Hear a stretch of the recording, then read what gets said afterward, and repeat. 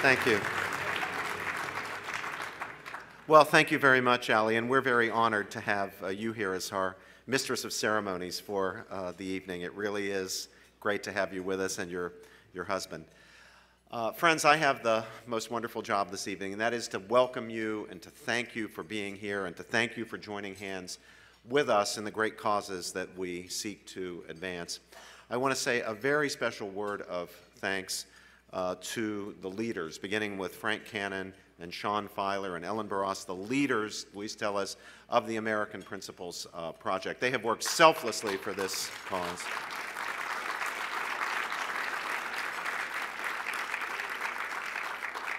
And of course, we're beyond grateful that the great governor of Texas, Rick Perry, has come to be with us this evening.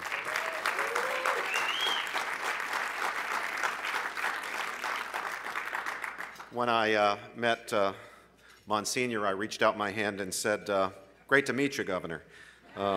Those glasses do it every time, you know. Ali has already quoted from the foundational words of the Declaration of Independence. We hold these truths to be self-evident, that all men are created equal, that they are endowed by their Creator with certain unalienable rights, and among these are life, liberty, and the pursuit of happiness. We all know those words. Most of us could state them as I just did from memory. And even in our divided land, most Americans resonate to those words. But I have come to believe that at the heart of the division in our land, the political and moral division in our land, is a dispute about those words. I believe that for our friends on the left, those words are meaningful. They point to something. They certainly resonate. But they are not to be believed and taken literally. But for me, and for my house, and for this organization, and I know for many of you tonight, those words are not merely a useful fiction. Those words are quite literally true. We do hold these truths to be self-evident, that all men are created equal, that they are endowed by their Creator with certain unalienable rights, and among these, as Ali reminded us, are life, liberty, and the pursuit of happiness. We believe there is a God, a source, a more than merely human source of human rights and liberties for everyone, not just for Americans. This is not some peculiar local belief or a national belief about the rights of Americans. All men are created equal. Raif Badawi in Saudi Arabia is created equal. Pastor Abedini, held in prison in Iran, is created equal. The people who are being butchered and slaughtered across the Middle East and in some other parts of the world, in Africa, in North Korea, who are being held in oppression and persecution, are created equal, endowed by certain unalienable rights. Now, to believe that requires, of course, belief in God, but not just any old God. A God who cares about the affairs of men. A God who holds us to account, individually, yes, and as both Washington and Lincoln reminded us, as a people, we are held accountable for what we do for our freedom, with our freedoms, for the preservation of those freedoms, for respect for the principle of equality. We are held accountable by no less a power than Almighty God. And that's a grave responsibility. When Lincoln said at Gettysburg that this nation is a nation under God, and that, of course, is where the phrase comes from in our Pledge of Allegiance. Some folks on the left want the phrase to be removed from the Pledge of Allegiance. There have even been lawsuits going all the way up to the Supreme Court of the United States trying to get the words removed under God. Red Skelton, by the way, predicted this. The great comedian Red Skelton predicted it. But the words come from Lincoln. And when Lincoln announced, when he put forward the proposition, simply derived from the Declaration, that we're a nation under God, he was also telling us that we're a nation under judgment. To be a nation under God is to be a nation under judgment. We're an especially blessed nation. Ali is absolutely right about that. Almost all of us have a story in our backgrounds. I certainly do. A story in our backgrounds about people coming from somewhere with nothing to America as a land of liberty and opportunity, where you could be, as Ali said, whatever you could dream to be. So we are an exceptionally blessed land. And that exceptional blessing is the function, the fruit of the exceptional principles on which we're founded, such as those articulated in the Declaration. Truly exceptional principles. That's what American exceptionalism is all about. Those principles and those blessings. But we are responsible for their preservation. We're responsible for what we do to them. We are responsible for making sure that they are passed on intact to future generations. That's our job. That's our task. And that can only happen if we are prepared not simply to articulate those principles as grand transcendent ideals to be paid homage to. It will only happen if we're prepared to instantiate those principles in policy, if we're prepared to make our policy based on our principles, not simply to nod to the principles and then go make policy in whatever way seems to work pragmatically for us or for some interest group today. We're responsible, we in this organization have taken responsibility for joining with others in ensuring that the policies of this nation will be made consistent with and on the basis of America's principles. Those principles begin with the profound, inherent, and equal dignity of each and every member of the human family.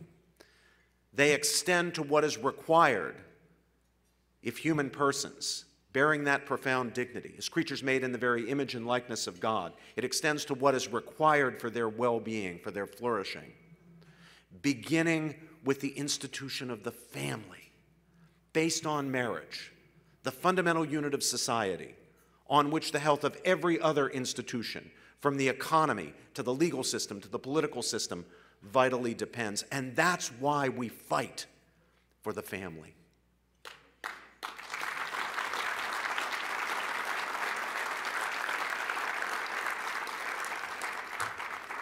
Economic freedom.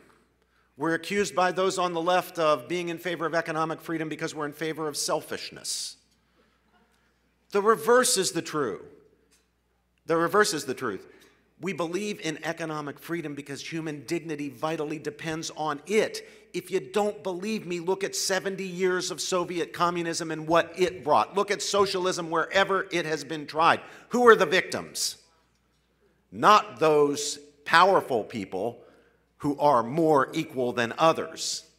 It's the poor, it's the downtrodden, it's the ordinary person.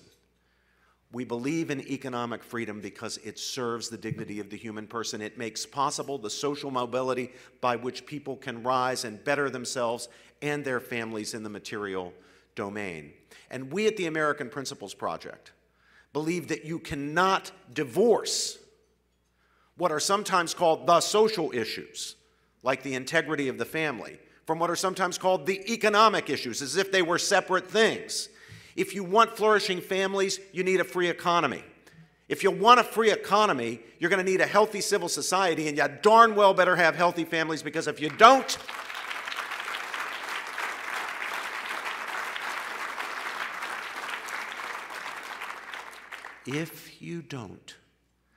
then the disintegration of the family, especially among the poorest, weakest, most vulnerable members of society, the disintegration of the family will result in the state moving in to perform the health, education, and welfare functions that are not now being performed by the family.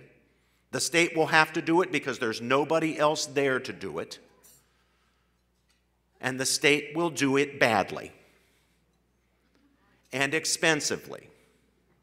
And the state will grow, and it will become more intrusive. And on top of that, we know because we've had more than 50 years now of experience. This March will be marking the 50th anniversary of the Moynihan Report, Daniel Patrick Moynihan's famous report in 1965 about what was happening, especially in the African American community, when the out-of-wedlock birth rate had reached 25%. Moynihan warned the country that in that one sector of society, one sub-community of the American community, there would be despair, delinquency, drug abuse, violence, crime, incarceration in a vicious circle. He rang the bell, calling on us to do something about it. He was rewarded for his labors by being called a racist and being accused of blaming the victim. And yet, we've seen everything Moynihan predicted come true. When Moynihan issued his report,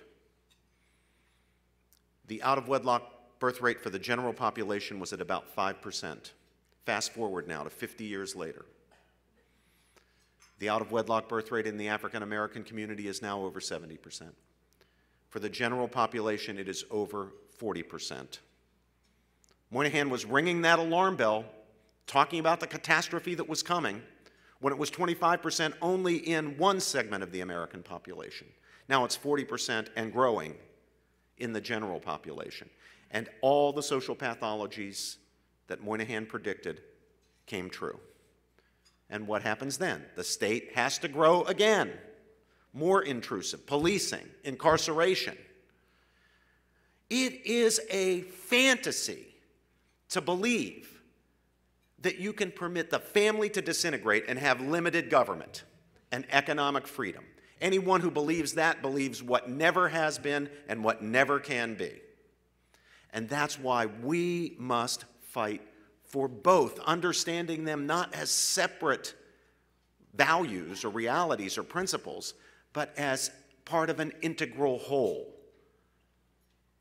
without which there can be no true human flourishing. So as we go forward, especially into 2016, let us reject the voices that tell us that we've got to concentrate on one set of issues and not another set of issues. Go silent on social issues and only talk about economic issues. Or the reverse, go silent on economic issues and only talk about social issues. The reality is that the alliance of social and economic conservatives is no mere marriage of convenience. In fact, there shouldn't be two categories of social and economic conservatives. They should be the same thing. We should all be both.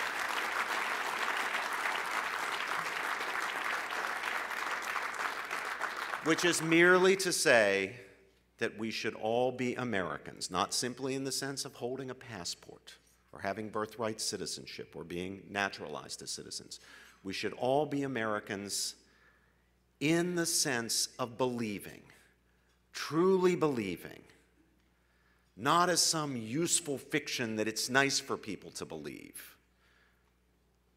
but believing that it's true, that all men are indeed created equal, endowed by their Creator with unalienable rights, and therefore are creatures of inestimable worth and dignity, who must be lifted out of poverty when they're in poverty, whose liberty must be respected in the face of persecution, and who must have the opportunity, the blessed opportunity, to be all that they can be.